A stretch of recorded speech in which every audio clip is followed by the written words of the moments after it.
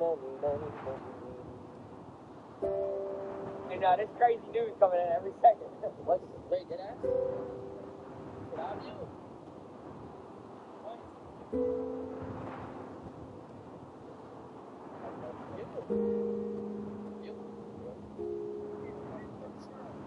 You.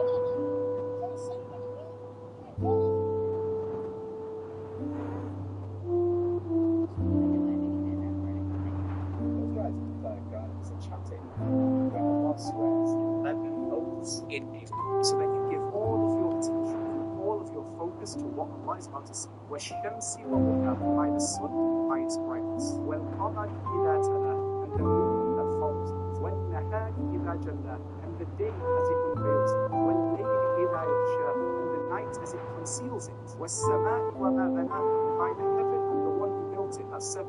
وَالْأَرْضِ وَمَا طَحَاهَا, and the earth and the one who spread it, that's 9. وَنَفْسٍ وَمَا سَوَّاهَا فَأَلْهَمَهَا فُجُورَهَا وَتَقْوَاهَا, and by the soul and the one who fashioned us, that's 11 altogether. 11 goes to tell us what, Ya Allah? Now that all of our attention is focused, قَدْ أَفْلَحَ مَنْ زَكَّاهَا, successful is the one who constantly purifies their heart, purifies their soul. There's a chapter in the Quran where Allah swears 11 oaths in it, so that you give all of your attention and all of your focus. This is the best way to beat the Cloud Chambers in Minecraft. There are a total of 11 mobs that spawn in the Cloud Chambers, and each one of them has its own set of blocks surrounding its spawner. However, the only mob native to the Cloud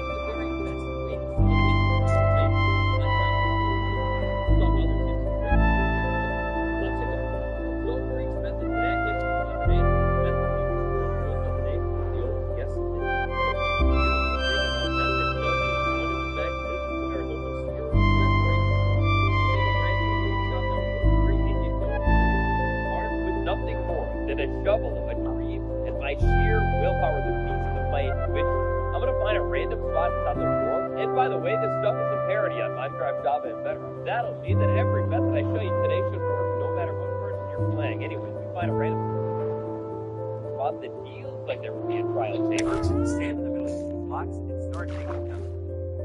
Realize you forgot a few things.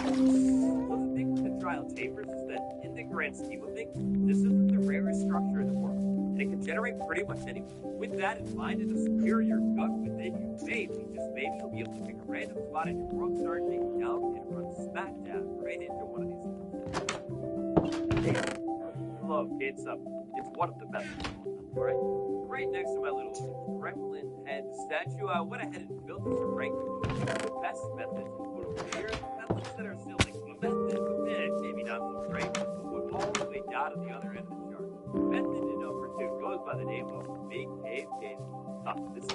So for this method, first things first, inside of your world, prepare yourself for a big cave adventure. That'll mean start by gathering all of the supplies you'd like to bring down to the cave. After you've done it, you've gotten yourself armor, weapons, and definitely absolute gorgeous, it's time to find ourselves a big cave.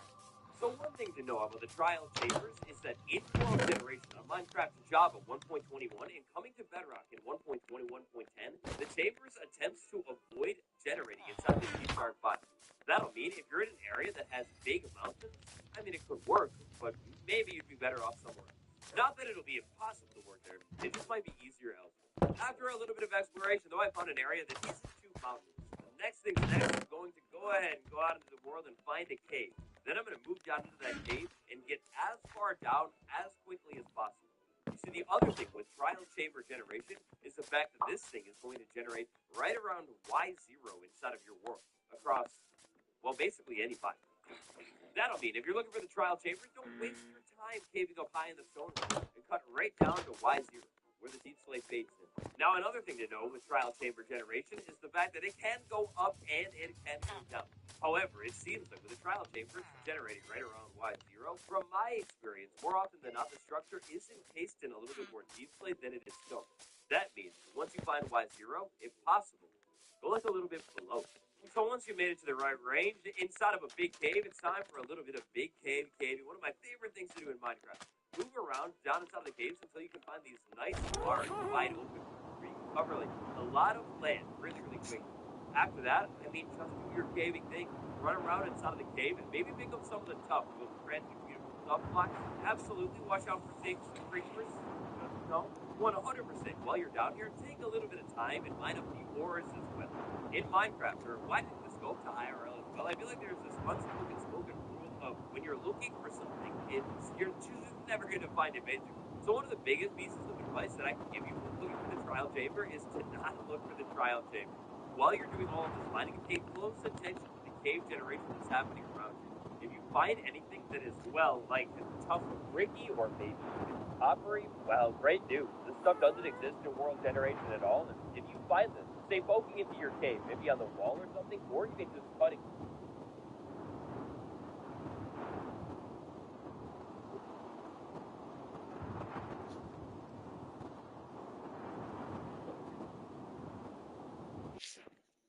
Let me put it over there. No. Thank you. Couldn't have to. You want more? No, I should be good. Mine.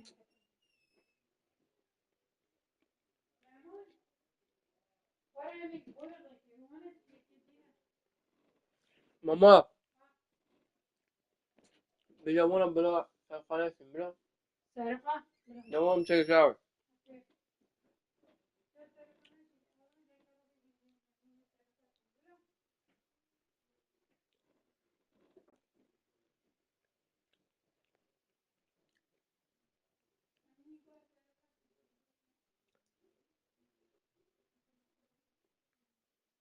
بسم الله الرحمن الرحيم وبه نستعين. السلام عليكم ورحمة الله وبركاته, everybody. There's kind of a deep idea that I wanted to get across to you guys today. Something I've been thinking about for maybe a year. And I think it comes on the heels of like a lifelong discovery of truth. I don't really know how to kind of get it out. I'm going to try to gesture towards it with a bunch of different examples. But basically, like the topic is that, well, I'm a Muslim. And most people in the world are not Muslims. In fact, it's a little bit worse than that.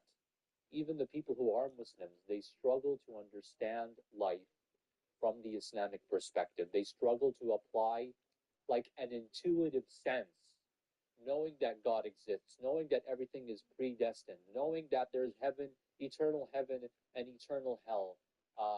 We struggle to think and live life in a way that is fundamentally distinct from those who do not believe in these realities. There is a secular and materialist perspective which is dominant in the world, that even if I sit you down and I prove to you that Islam is the truth, and God exists, and that the Prophet Muhammad, peace be upon him, is the Prophet, and this Quran is divine revelation, even if you understand these things, it is like there's a disconnect. You know, a good analogy that like I came up with is, imagine you buy a new graphics card, like, you know, your computer. Here's my computer nerd coming out, and here's this loud plane. Set that aside. But you know, like when you buy a new graphics card and you install on your computer, many people, they make the rookie mistake of like forgetting to in their computer settings switch from their internal graphics card to their like newly bought GTX 59 Ti or whatever is the newest thing out there, and they continue to essentially run a crappy graphics card even having installed this new one. There's a disconnect. And I want to explain where that comes from. I want to, and really like that explanation gets to the heart of why Muslims are disconnected from the divine truths about life. The first example I want to give is Aristotelian mechanics, Newtonian mechanics, and Einsteinian mechanics. So, just a quick history refresher. Aristotle had a kind of model about physics, a model about how physical interactions work. He said that, like, if I roll an object, I don't know if I can show you guys, like, if I throw an object in the sky, the reason why it falls back down is that it gets tired. Like, objects have some kind of energy to them, and they get tired. Newton explained the concepts of inertia, acceleration, force, the balance of objects, right? And he developed a whole system called Newtonian mechanics, which like abrogated the old Aristotelian understanding of how physics works. And Newtonian mechanics was very effective at predicting different realities. Like you could be a believer in Newtonian mechanics, and you could have explanations for them, okay? So in other words, Newtonian mechanics was one predictive model for the universe, right? Like we calculate the gravitational acceleration on an object, and we measure that against, the initial velocity of the top to get up, and we see that it's playing around with the snow. It's like the pack of snow. It's very nice. So I want to get my camera. And you can be a believer in quantum mechanics, and it was good enough. Like they always say it's good enough to get up on the moon. But ultimately, Einstein looked around and challenges the fundamental propositions of Newtonian mechanics. Like from a truth perspective, how Newtonian mechanics understood the world is false. Even though like you can use it to make certain calculations and achieve certain predictions with some level of accuracy, right? What that gets us to understand is that the model that we have about life, that model that we perceive life through, it's probably wrong in some areas. Each of us have an internal model of truth, so that when I interact with the world, when I perceive the world, I'm not perceiving it directly. I have an internal model. I have internal assumptions. I have internal logics through which this world comes through to me. So, I might see a piece of snow, and my internal model, which is because I live in a secular materialist world, a world that kind of looks at scientific reasoning as the ultimate source of truth, I think about the snowfall. I look at the snowfall, and I think about the scientific process of it. Like, okay, water evaporates and goes up into the clouds, and then it crystallizes into these snowflakes in the clouds. I don't know how it works even. But then it falls from the sky. Whereas maybe an ancient person who didn't know about any of this stuff, when he looks at the snow, he starts to interpret that through an internal logic, an internal model, by which, like, okay, this is God sending down snow, right? So one model about this snow falling that we see today is a secular materialist one, because science, I'm going to get to the explanation here. Sorry, I'm jumping all over the place. So one model would be like the scientific secular materialist one, and the other model would be like divine intervention or divine cause.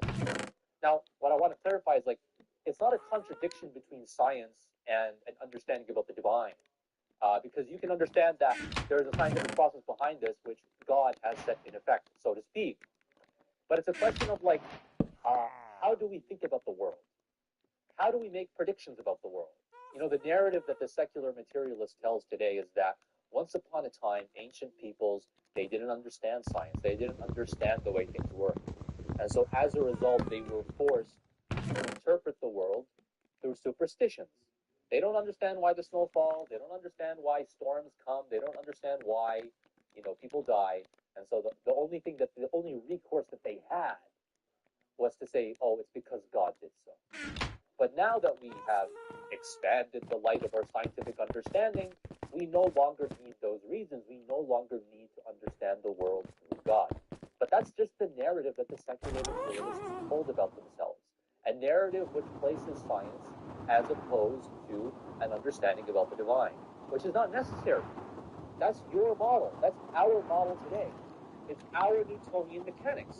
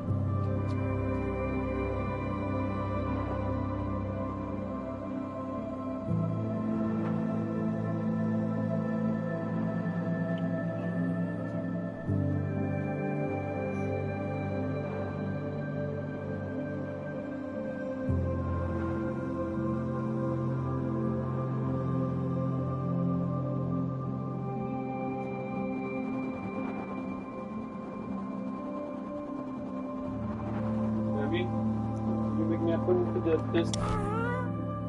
What's this? Well, driving test. CF test. You doing it right now?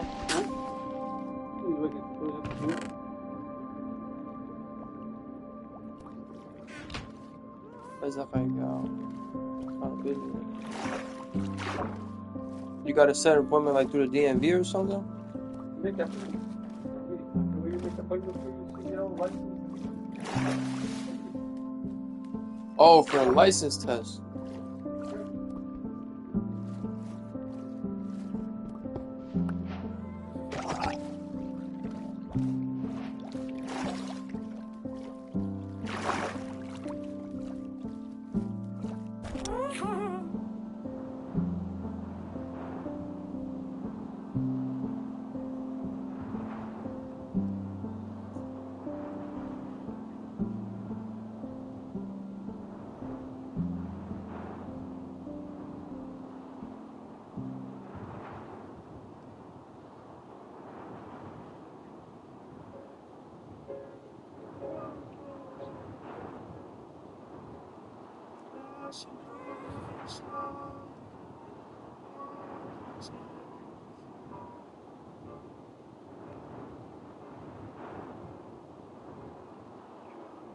That's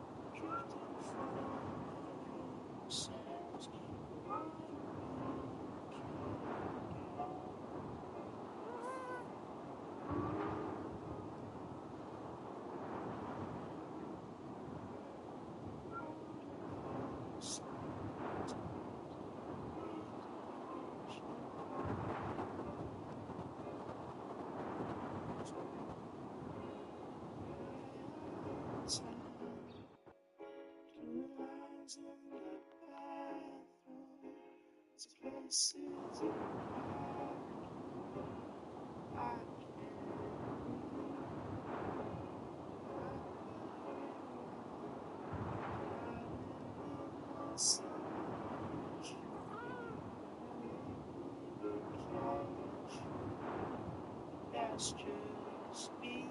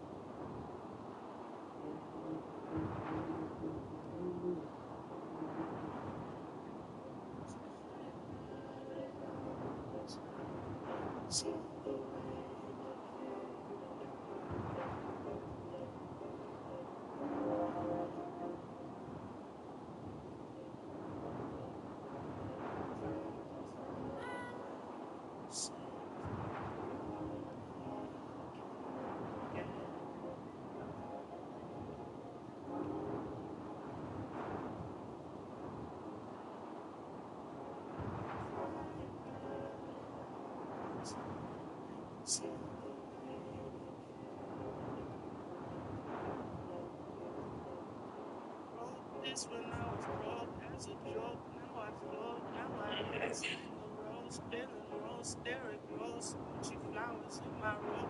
I get showered, they throw roses at my feet. Those are flowers I don't keep. No flower, nothing sweet. Might go vegan, gluten free, really free, independent. It's just me and my G's.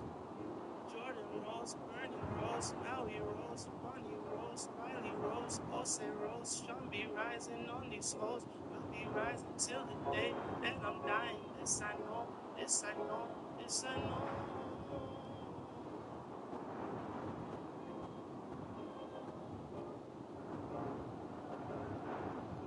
Yo, let's take it back. I remember we were Kobe and Shaq, heartbroken but still intact, in pieces but still at peace. Got pieces to keep the peace. Tell you who I really is. Matthew fucking Sean. I've been rapping since we parked cycles on mama's lawn. Calm as ever. I see commas when I read poems. Got my palms itching. And that pinky glisten the charm. Got them balls spinning. I smoke tall trees to resolve it.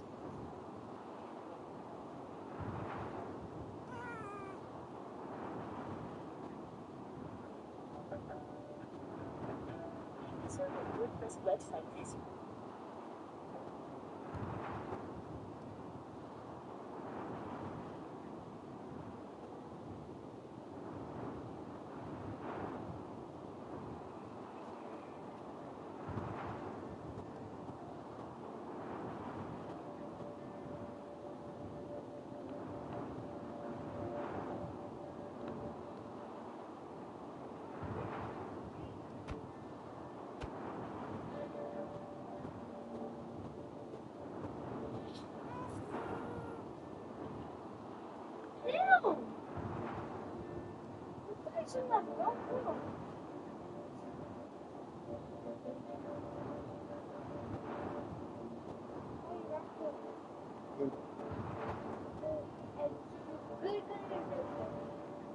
But that's for sure.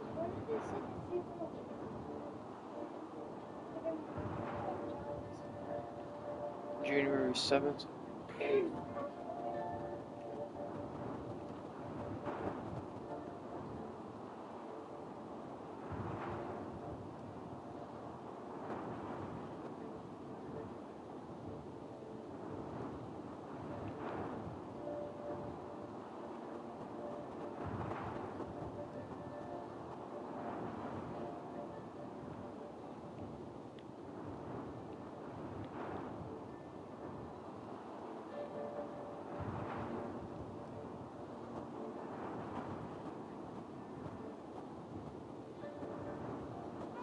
Drifting from my innocence, I wanna be a kid again.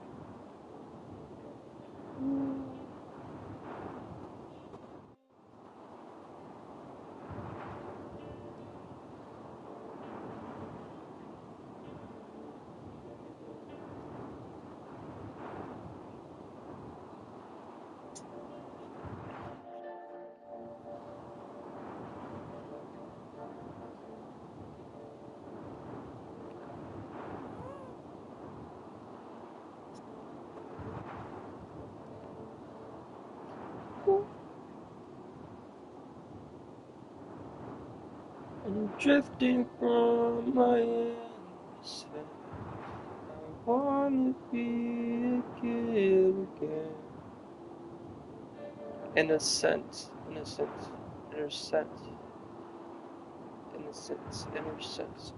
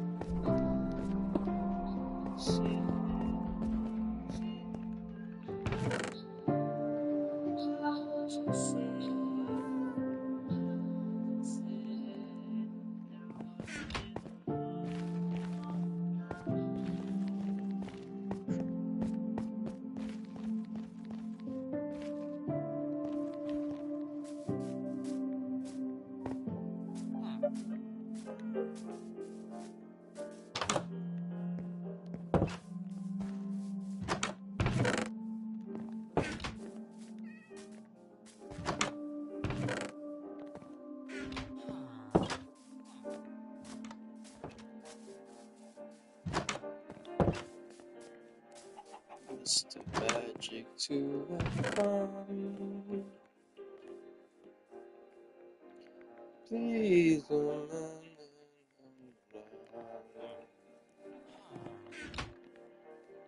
This is magic to and fro. Please give me one last show.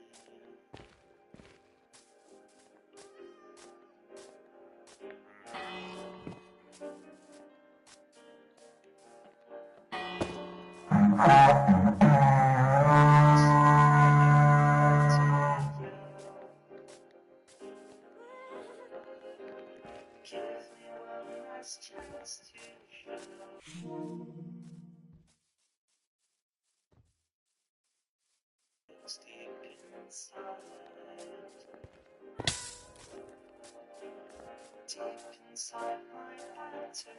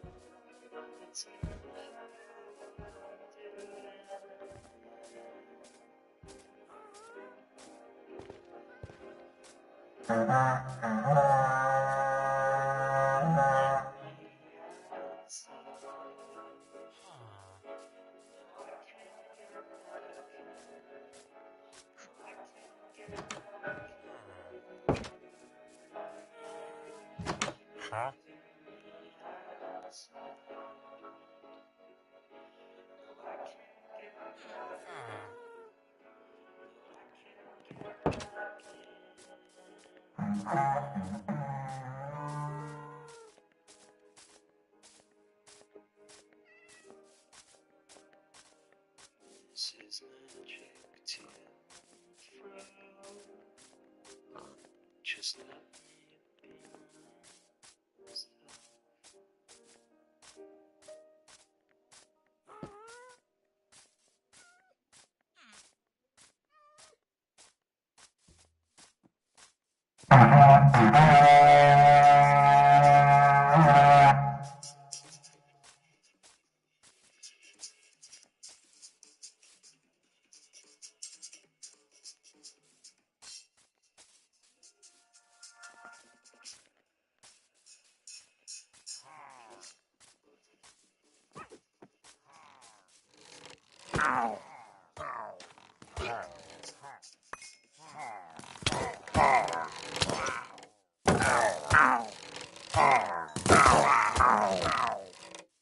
Protecting the planet doesn't stop at your doorstep. With our No Mess dishware and household goods, we ensure your takeout night doesn't stick around for a few hundred years. Make the sustainable choice and don't let your trash become the planet's problem. Head to greenpaperproducts.com today.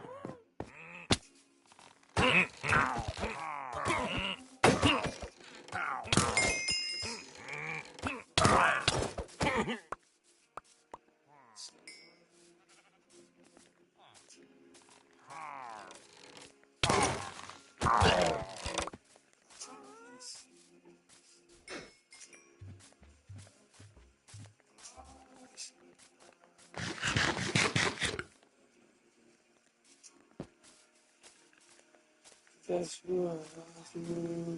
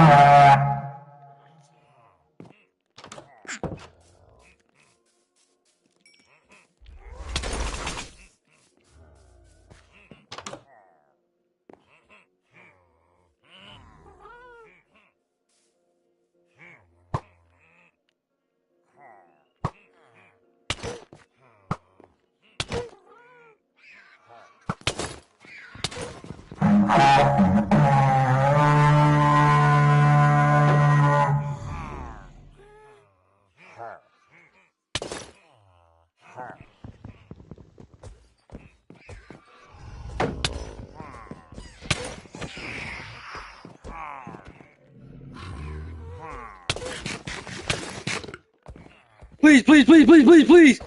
Please! Please!